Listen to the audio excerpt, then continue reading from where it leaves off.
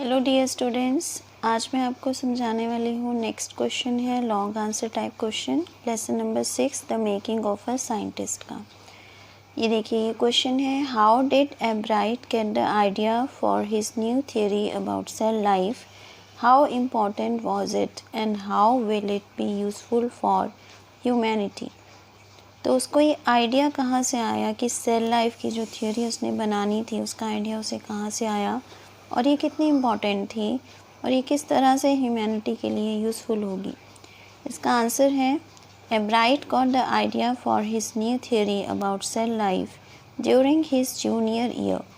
तो junior year में उसे एक आइडिया आया था सेल लाइफ के ऊपर, उसने थ्योरी वो बनाना चाहता था, करना चाहता था इसके ऊपर काम। तो उस टाइम उसे ये आइडिया आया जूनियर ईयर में।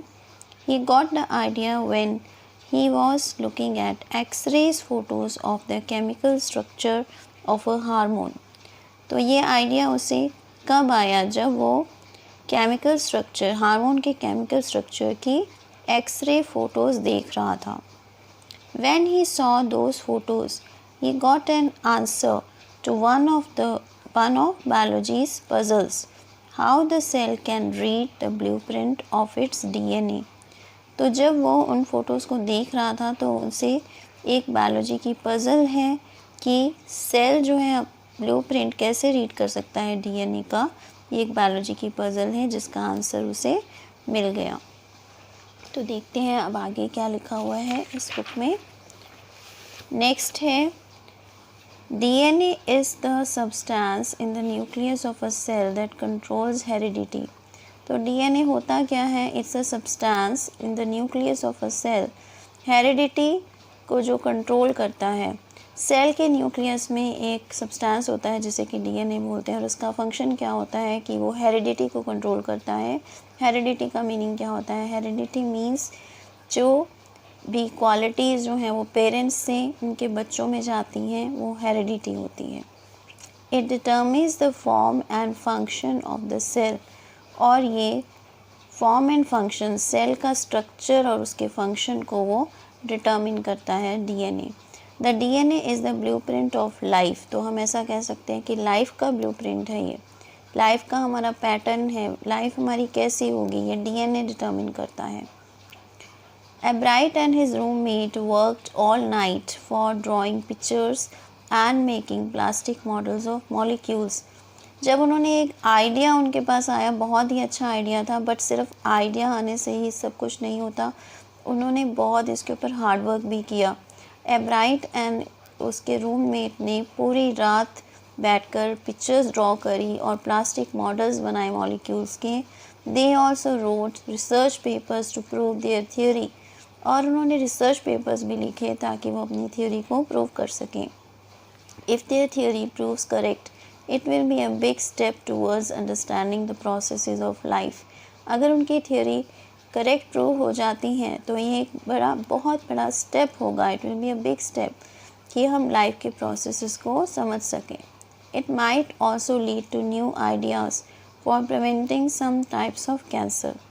और इससे कुछ इस तरह के भी आइडियाज़ मिल सकते हैं, कुछ पॉसिबिलिटी है इसकी कि हम कुछ तरह के कैंसर्स को हम रोक सकें। प्रिवेंटिंग मीन्स रोक सकें। तो आई होप आपको ये आंसर क्लियर है। नेक्स्ट क्वेश्चन रीड करते हैं। What role did Ebright's mother play in his achievement as a biologist. तो एब्राइट की मदर ने क्या रोल प्ले किया था कि जिससे वो एक बायोलॉजिस्ट बन सका उसके अचीवमेंट में एज अ बायोलॉजिस्ट। तो answer is, Ebright's mother fueled his curiosity and encouraged his interest in learning। She was a devoted mother who spent a great deal of time with young Ebright। तो सबसे पहले तो उसने उसकी curiosity को fuel किया, उसे और ज़्यादा क्यूरियस बनाया और उसे लर्निंग में इंटरेस्ट लेने के लिए इनक्रेज किया। और वो बहुत डिवोटेड मदर थी और बहुत सारा टाइम उसके साथ स्पेंड करती थी।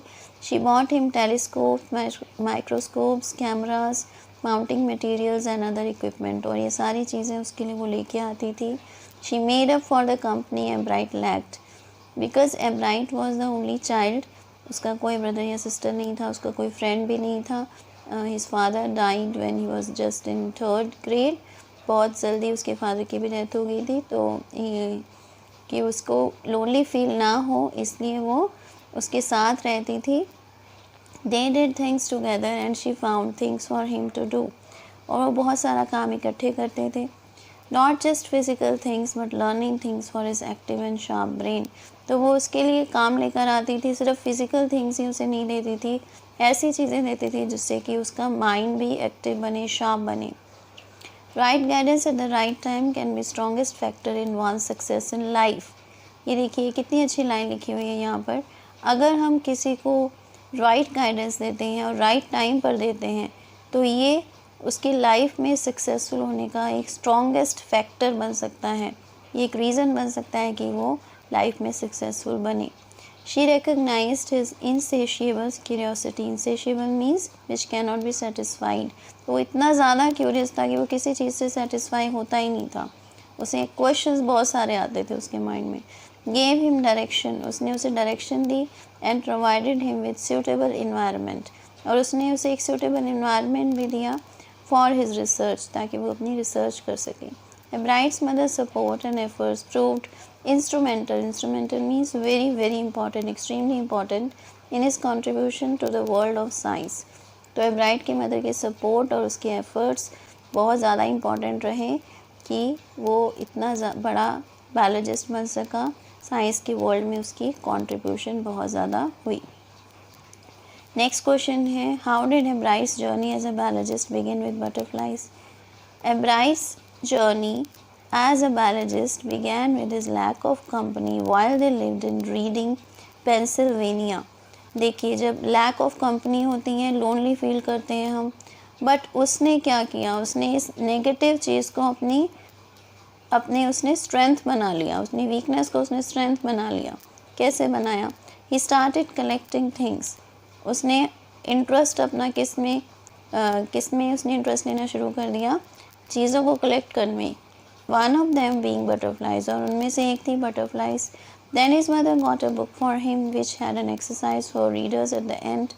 तो उसकी मदर ने उसे एक बुक भी दी, इसके लास्ट में एक एक्सरसाइज दी हुई थी रीडर्स के लिए।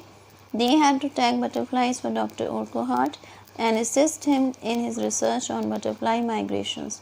और उसने क्या करना था, जो भी रीडर्स थे उन्हें कहा गया कि वो बटरफ्लाइज को टैग करें डॉक्टर उर्कुहार्ट के लिए और उसे असिस्ट करें, डॉक्टर उर्कुहार्ट को असिस्ट करें, हेल्प करें, जो कि बटरफ्लाई माइग्रेशंस के ऊपर रिसर्च कर रहे थे। This is where Ebright's journey as a biologist started. तो यहाँ पर उसकी एज अ बायोलॉजिस्ट उसकी एक जर्नी स्टार्ट हुई। His curious mind, his competitive spirit and his passion led him from one level to another and his sharp mind prompted him to think, question and not rest till he had found the answers. सबसे पहले तो बहुत ज़्यादा curious mind था उसका और competitive था, वो बहुत उसको कंपटीशन में पार्टिसिपेट करना बहुत अच्छा लगता था। और उसका पैशन था, it led him from one level to another. Passion means वो बहुत ज़्यादा डेडिकेशन से वर्क करता था, बहुत ज़्यादा इंटरेस्ट लेता था अपने काम में। तो इस तरह से वो एक लेवल से दूसरे लेवल की तरफ बढ़ता चला गया। और उसका शार्प माइंड जो था उसने उसे प्रॉम्प्ट किया, इंस्पायर किया, ओके, कि वो थिंक करे और सोचे, क्वेश्चन करे, और तब तक वो रेस्ट नहीं करता था जब तक कि उसे आंसर्स ना मिल जाएं। So he was so hard working. From tagging butterflies he went on to raising them.